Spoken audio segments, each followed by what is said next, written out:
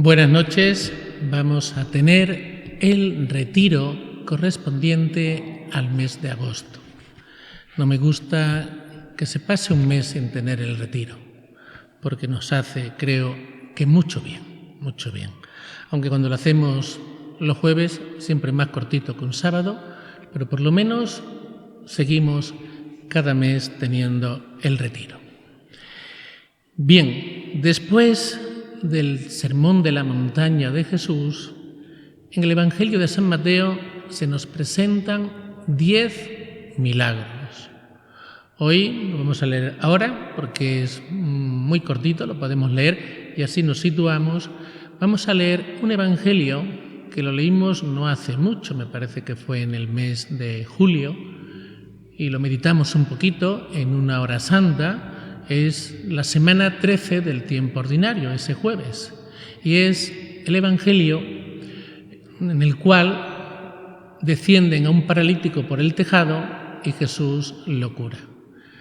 En aquella hora santa lo comentamos un poquito, me parecía que había mucho que comentar y dije, bueno, pues mejor le dedicamos este Evangelio a un retiro y vamos a hacer ahora un decálogo sobre ese Evangelio. Pero lo primero que vamos a hacer es leer el Evangelio y así nos situamos todos.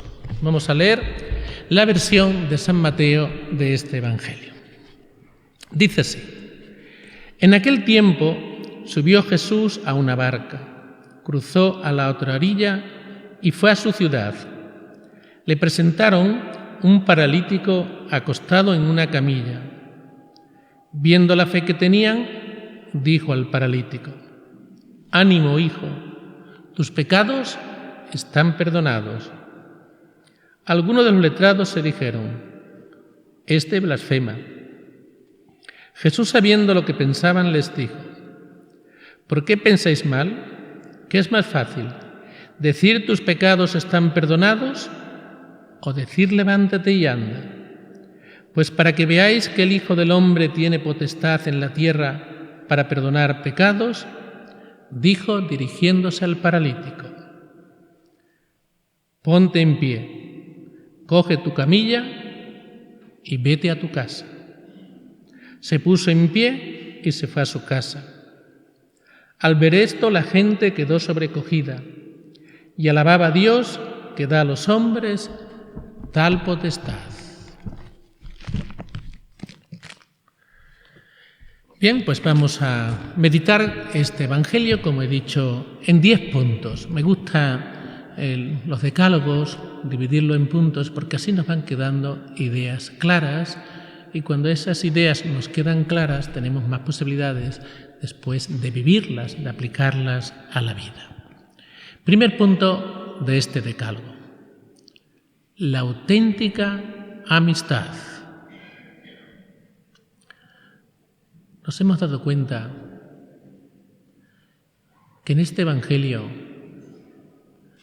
si los amigos de este paralítico no lo hubiesen llevado a presencia de Jesús, ¿no se habría curado? Lo llevan a presencia de Jesús. Se encuentra que la casa está hasta arriba de gente. No pueden entrar, y mucho menos con un paralítico en una camilla. ¿Qué hacen? Lo suben al tejado. Imagínense, si estaba en una camilla, el paralítico no podría ni moverse. Suben al paralítico al tejado en la camilla. Quitan las tejas y la cubierta del tejado. Lo descuelgan por allí y se lo ponen justo delante a Jesús. Claro, a Jesús esta acción le conmueve. Esa amistad tan grande que hay entre este paralítico y sus amigos. Para hacer eso se necesita un gran compromiso, una gran amistad. Si este paralítico no hubiese tenido esos amigos, no habría sido curado. No lo habrían presentado a Jesús.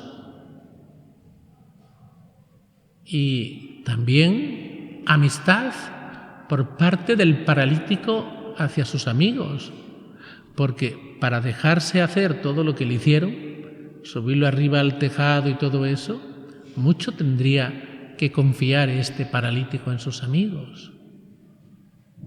Qué grande y qué importante es la amistad.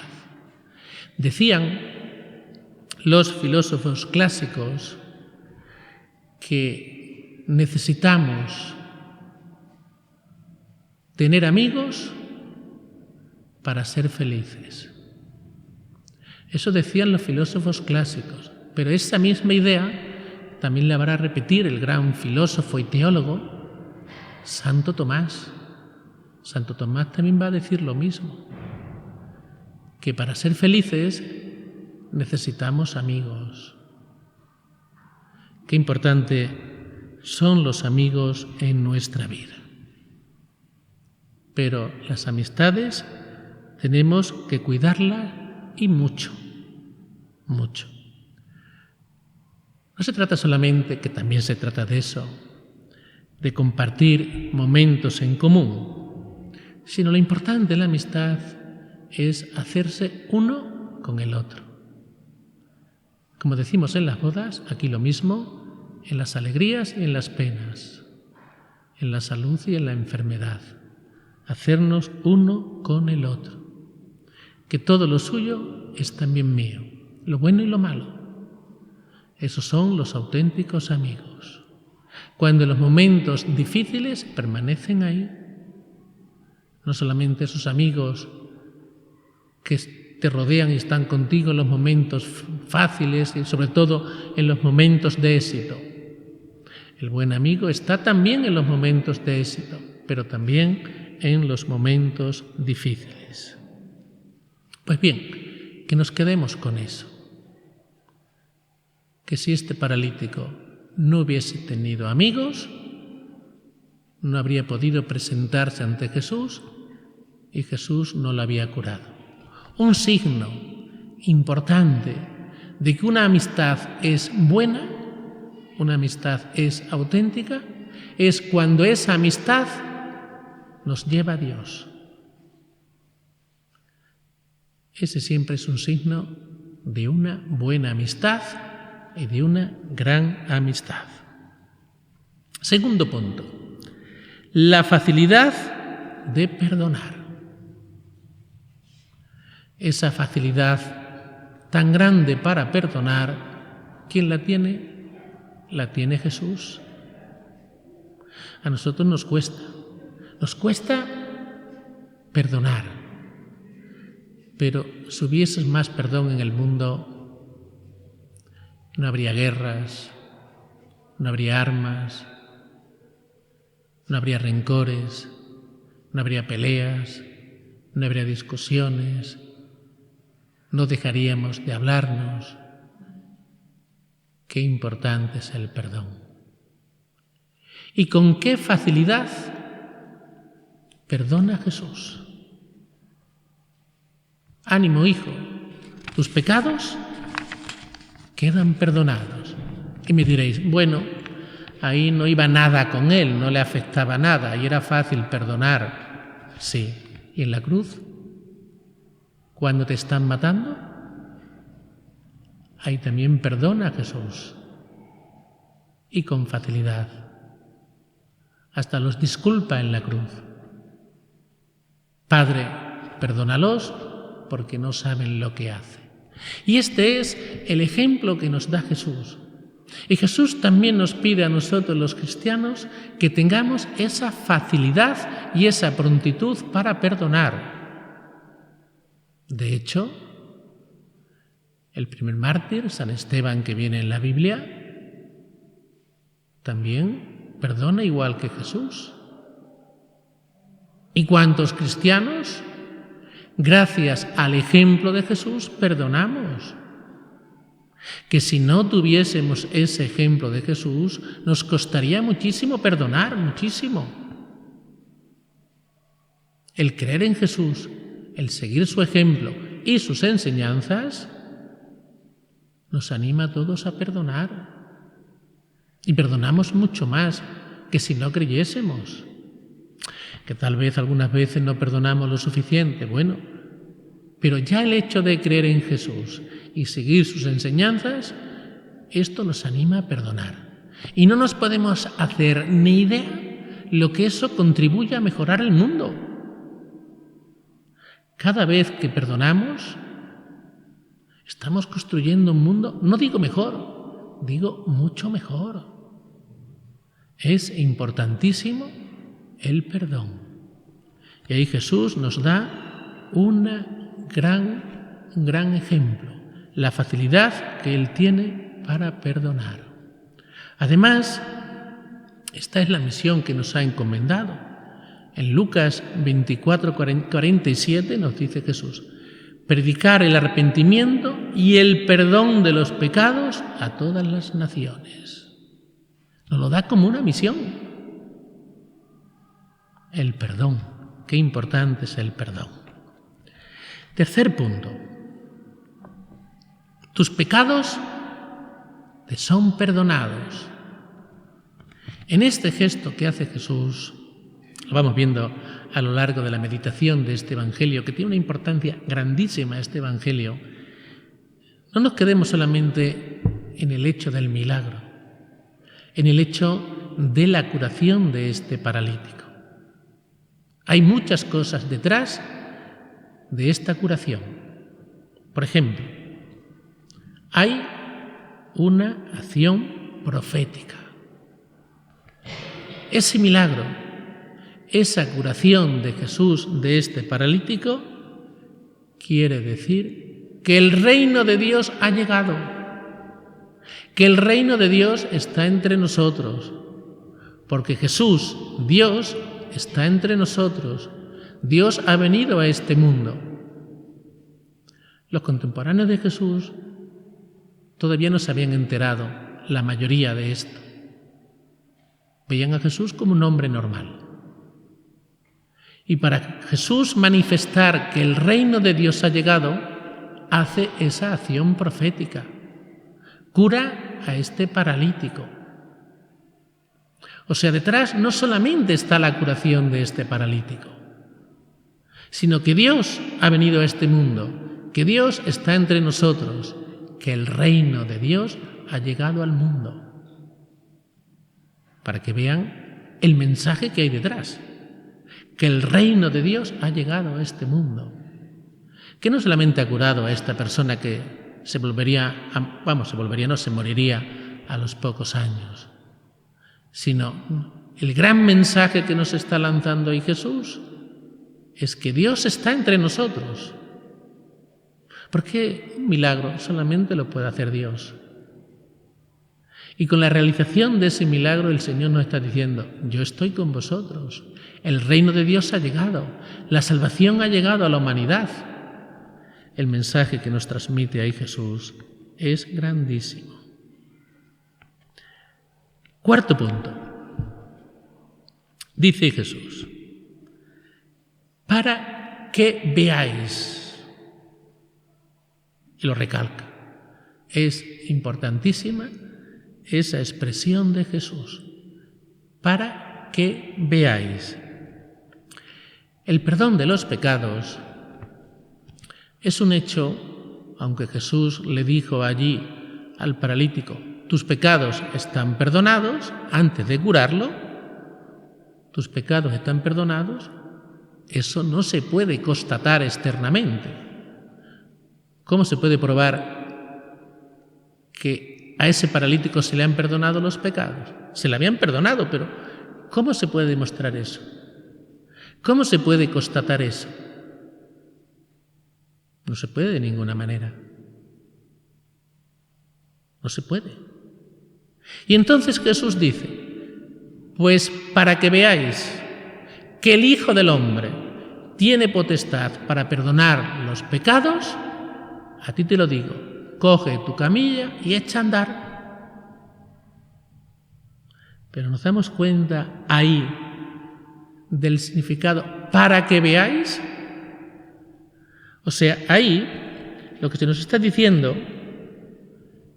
es que Jesús, cuando realiza un milagro, aparte de hacer el bien, que en todo milagro que hace Jesús hace el bien, pero detrás tenemos que ver otra lectura. Y es que Jesús, con ese milagro, está demostrando que es Dios,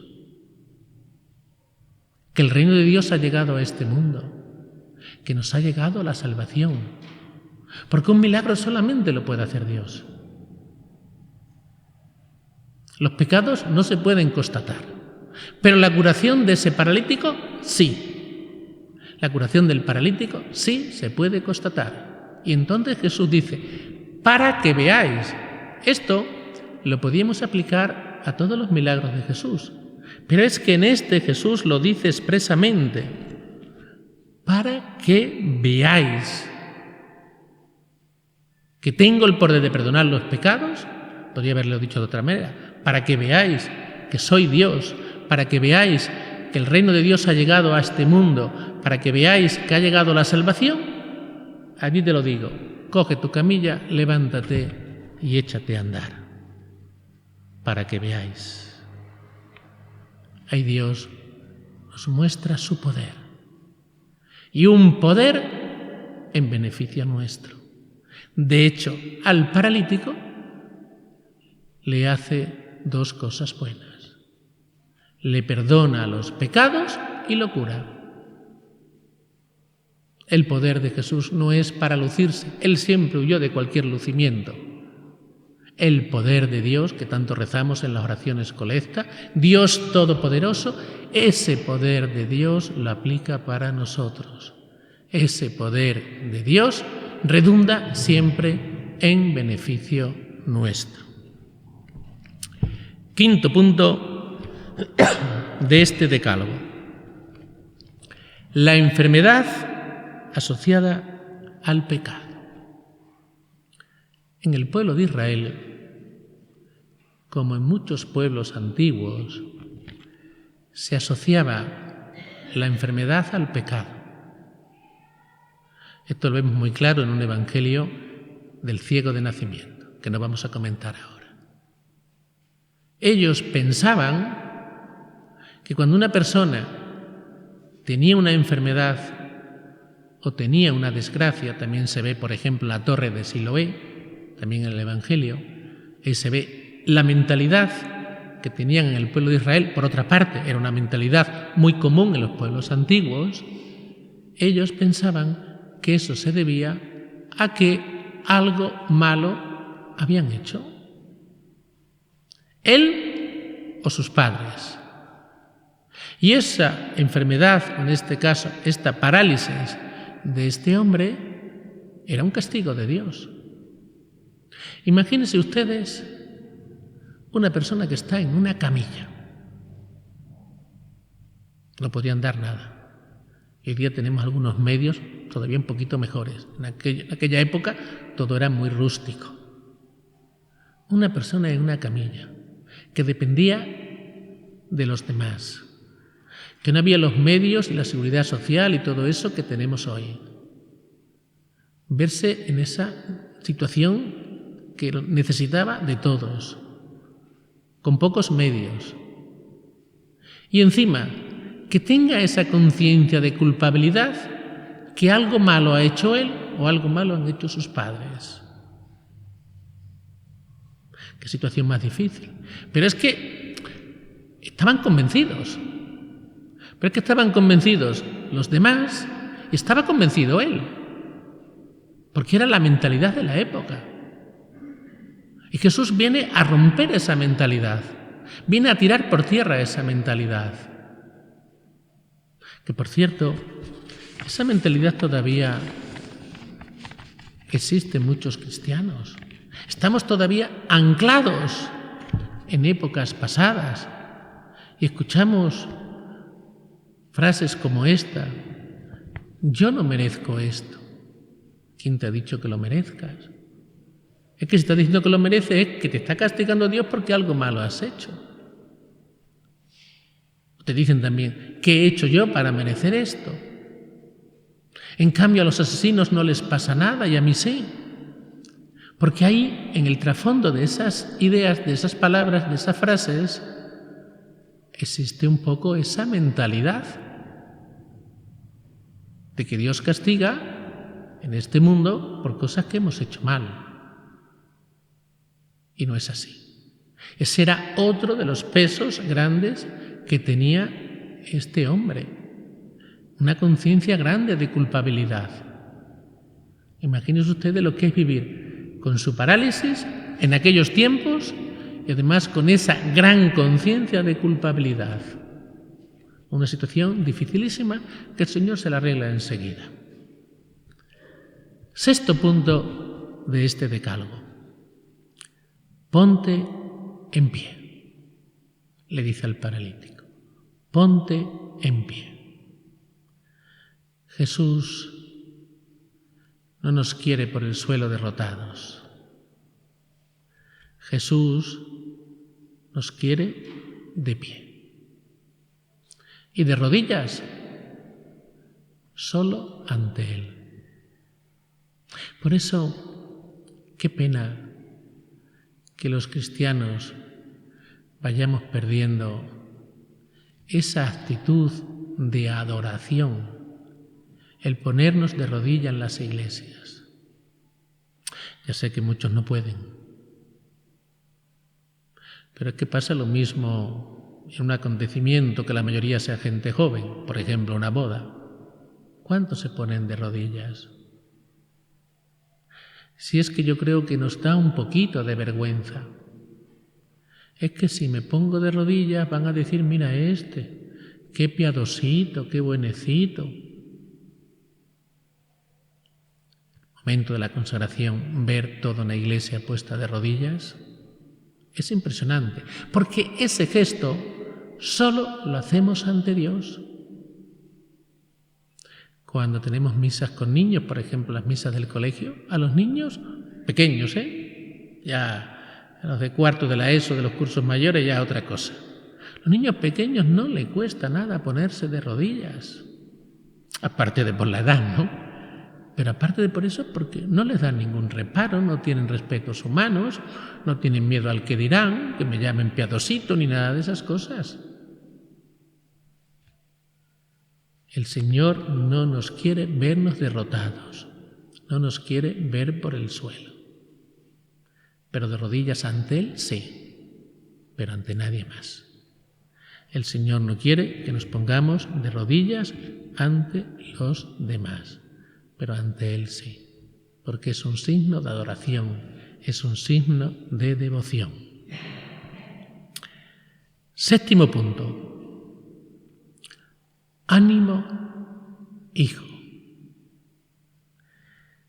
Qué lenguaje más cercano, más entrañable y más positivo utiliza Jesús con este paralítico.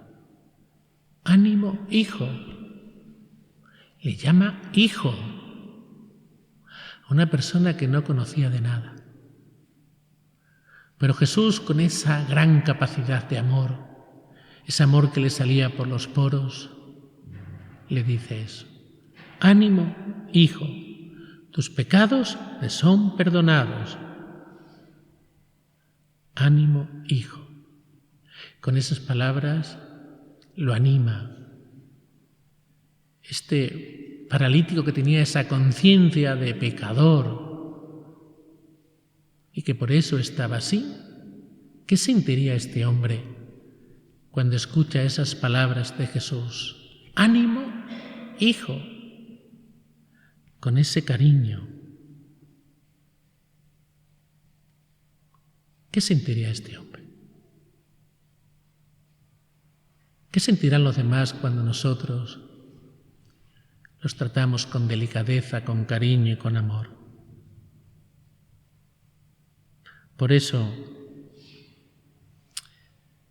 en la confesión, porque aquí se le perdonan los pecados, y tenemos que hacer alguna que otra mención a la confesión, tenemos los sacerdotes sobre todo, tenemos que animar mucho a las personas. Esta persona tiene una gran conciencia de culpabilidad. Y Jesús le dice, ánimo, hijo. En la confesión van muchas personas, muchas veces algunos con poca conciencia de pecado, pero otros con conciencia de pecado. Pero todos llevan alguna conciencia de pecado, o llevamos todos conciencia de pecado. Y todos llevamos algo de arrepentimiento, si no, no iríamos a la confesión. Estamos arrepentidos, más o menos. Cuanto más arrepentidos vayamos a la confesión, más fruto vamos a sacar de esa confesión. Pero lo que yo estoy convencido es que todos estamos algo arrepentidos, todos. Porque si no, ya digo, no iríamos a confesarnos. Y qué importante es que en esos momentos el sacerdote nos transmita paz. Que te dé siempre una palabra de aliento.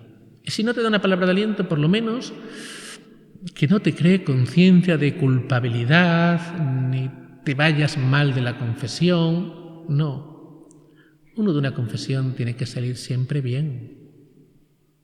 Porque toda confesión es un encuentro con Dios. Y el sacerdote creo que debe apoyarse, o debo apoyarme, que yo soy sacerdote, ¿no? Debo apoyarme en algo positivo que siempre tiene la confesión. Y es en el arrepentimiento de esa persona. Podrá haber hecho cosas malas, pero que nunca los sacerdotes riñamos a una persona, ni le hagamos la confesión difícil. Sobre todo a personas que llevan años y años sin confesarse. Pónselo fácil. Que sea consciente de que está recibiendo un sacramento, que sea consciente que está recibiendo el amor de Dios, que sea consciente de que está recibiendo el perdón de parte de Dios. Que esto es lo grande de la confesión, que es el perdón de parte de Dios. Por eso cuando me dicen algunos, no, yo me confieso con Dios. No. ¿Qué garantías tienes de que Dios te ha perdonado? Aquí sí que tengo una garantía. Y es que hay un sacramento instituido por Jesucristo. Algunos dicen, no, pero sí que es una persona, el sacerdote igual que yo. Sí, claro. Pero es que ese sacerdote te está administrando un sacramento, que es algo importantísimo, que es algo grandísimo. Esto, por ejemplo, no lo decimos en un bautizo. Yo bautizo a mi hijo por mi cuenta con Dios. No lo dices. ¿Por qué? Porque en la confesión hay cosas que te cuestan. Que es una pena que nos cueste la confesión. Que nos cuente el encuentro con la persona amada, que nos cueste el encuentro con Dios, que nos cueste ese encuentro en el cual voy a recibir algo tan grande, que no solamente es el perdón, sino también la gracia del Señor. Si nos cuesta la confesión, es porque todavía estamos muy verdes, todavía no hemos entendido todo el gran significado que tiene la confesión. Si comprendiésemos el significado tan grande y todo lo que supone una confesión, no nos costaría nada. Todo lo contrario, nos confesaríamos con frecuencia. La pena es que no hemos comprendido que la confesión es un sacramento y es un encuentro con Dios. Y eso siempre es algo grande. Siempre es algo grande. Punto octavo de este decálogo. Siempre la gente sencilla. ¡Qué contraste! ¡Qué contraste en este Evangelio entre la gente sencilla y los escribas y letrados! La gente sencilla se llena de asombro. La gente sencilla, lo dice expresamente este Evangelio, glorifica a Dios al ver la curación del paralítico. Incluso no se quedan solamente en la curación del paralítico, sino que esa acción de Jesús les ayuda para glorificar a Dios. Qué distinta la reacción de los letrados, que desprecian y acusan a Jesús. Nos damos cuenta que ante un mismo hecho, ¿qué diferencia hay de comportamiento? ¿Y a qué se debe esa diferencia tan grande de comportamiento entre unos y otros? Lo dice expresamente el Evangelio de hoy. La gente sencilla, la sencillez, la humildad. Si hay soberbia como en los letrados, qué difícil es acoger cualquier manifestación de Dios. Y esto nos sigue pasando hoy en nuestra vida. Si somos soberbios, se lo ponemos muy difícil a Dios para que Dios se nos pueda manifestar y se pueda comunicar con nosotros. Si somos sencillos y somos humildes, acogeremos la palabra de Dios, acogeremos la acción de Dios en nosotros. Bien claro queda en el Evangelio de hoy. La gente sencilla se asombraba y glorificaba a Dios. Y ante el mismo hecho los letrados desprecian y acusan a Jesús. Para que veamos lo importante que es la sencillez, la humildad. Punto 9. La gente sencilla, la gente alababa a Dios que da tal potestad. Imposible aquí no hacer un breve comentario sobre la confesión, porque es lo primero que le dice Jesús. Tus pecados quedan perdonados. Pero nos hemos dado cuenta que eso mismo que le dice Jesús a este paralítico, tus pecados quedan perdonados, ¿eso mismo nos dice el Señor en el sacramento de la confesión? ¿Por qué? Porque ha dado a los hombres tal potestad, una potestad grandísima. Pero cuando se nos perdonan los pecados, es Dios quien nos lo perdona. No porque el sacerdote sea más guapo o tenga más cualidades que los demás, ni cosas esas. Tenemos que glorificar a Dios y dar gracias a Dios porque la acción parte de Dios. Es Dios el que da a los hombres esa potestad. Y el sacerdote, cuando perdona los pecados, ¿qué dice? Yo te asuelvo en el nombre del Padre y del Hijo y del Espíritu Santo. O sea, en nombre de Dios. Es Dios quien te perdona. Pero qué potestad le ha dado Dios más grande a los sacerdotes, la potestad de perdonar, y a nosotros y a todos los demás nos da otra potestad, la potestad del amor, que también nos ayuda a todos nosotros a perdonar. Qué cosa más grande. ¡Qué potestad más grande nos da el Señor! Pero eso, sed conscientes, quizá vosotros, como no sois sacerdotes, os ponéis en la situación vuestra frente al sacerdote, ¿no? Que tiene esa capacidad de perdonarte los pecados. Quizá un poco vosotros lo veáis así, pero es que yo no lo veo así, porque yo soy igual que vosotros. Yo también necesito confesarme, yo también me confieso con frecuencia. Y necesito de un compañero, de un sacerdote para confesarme. Y recurro a ellos con frecuencia. Y no me fijo en la persona. Me fijo en que el Señor le ha dado esa potestad.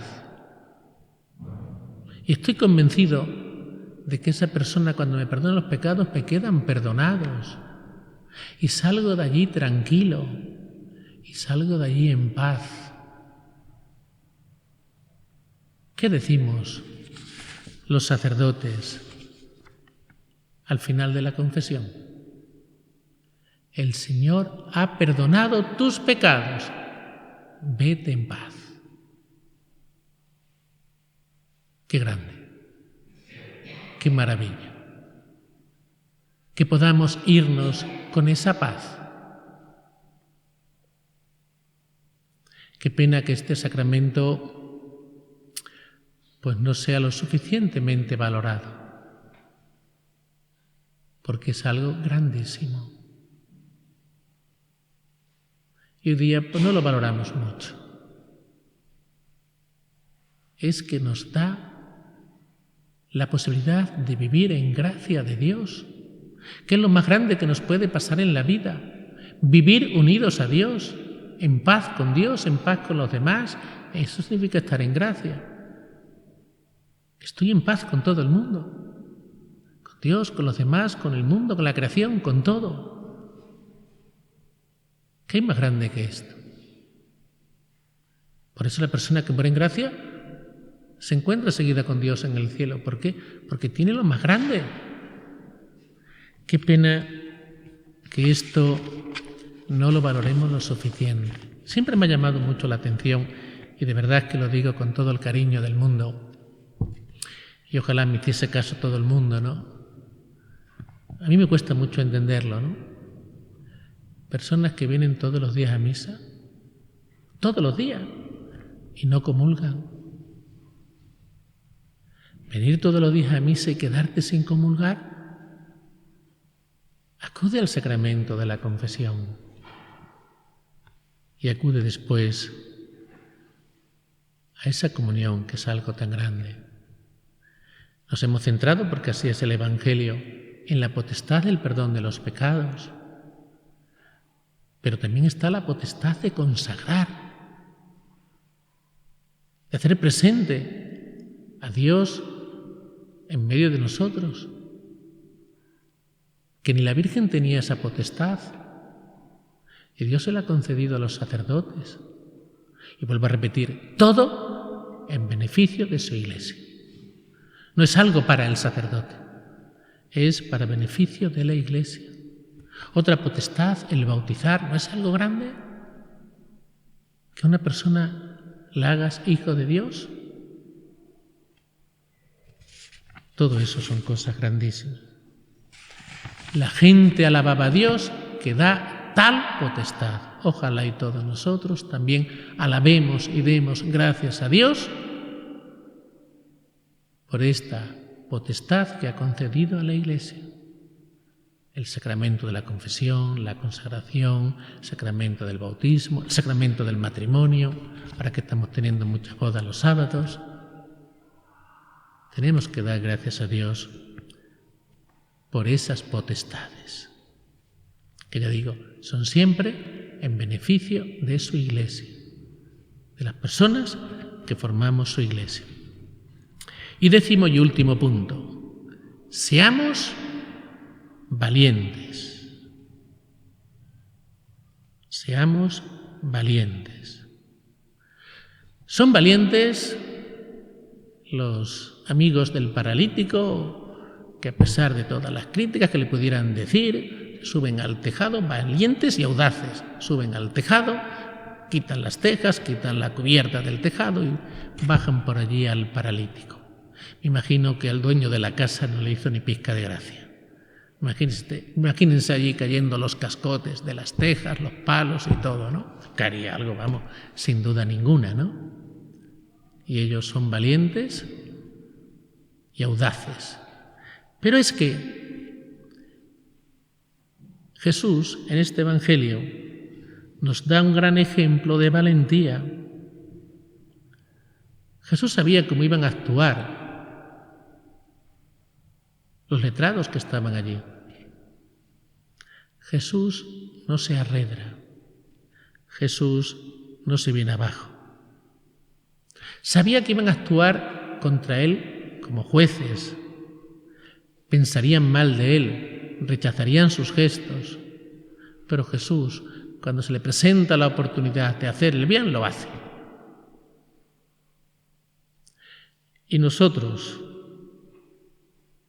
que sepamos que cuando hacemos algo un poquito diferente, que sepamos que vamos a tener reacciones en contra. Vamos a ser siempre criticados.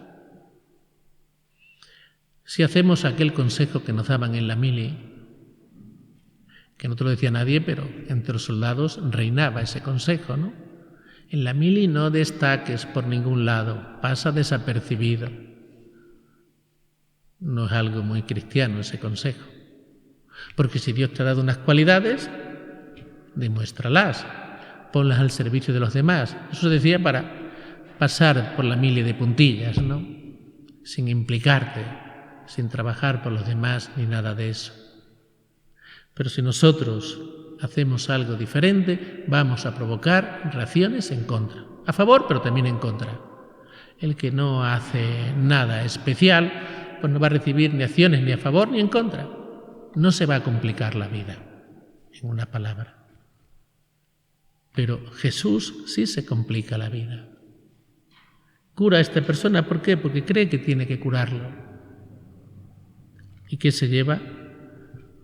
Pues el juicio de los letrados. Pero tampoco podemos olvidar la reacción de la gente sencilla. Nosotros muchas veces, y nos pasa a todos, y a mí el primero, ante el miedo de la crítica, del que dirán, de que te señalen, a lo mejor nos cortamos en hacer ciertas acciones por la posible crítica de unas poquitas de personas. Pero nos olvidamos que el mundo es mejor de lo que nos parece. Y aunque suenen mucho esas poquitas personas, siempre va a haber una gran mayoría que va a alabar tu acción, como ha pasado en el Evangelio de hoy. Unos cuantos letrados critican la acción de Jesús, pero es que la gran mayoría está a favor. La gente sencilla, la multitud, están a favor. Así que no dejemos de hacer acciones temiendo la crítica de unos poquitos, porque vamos a hacer el bien a muchos o a unos pocos. Jesús no se arredra, Jesús no se viene abajo, hace lo que tiene que hacer y ese es el ejemplo que nos da a todos nosotros. Pues nos quedamos ahora un ratito en silencio, meditando este Evangelio, hasta que demos la bendición.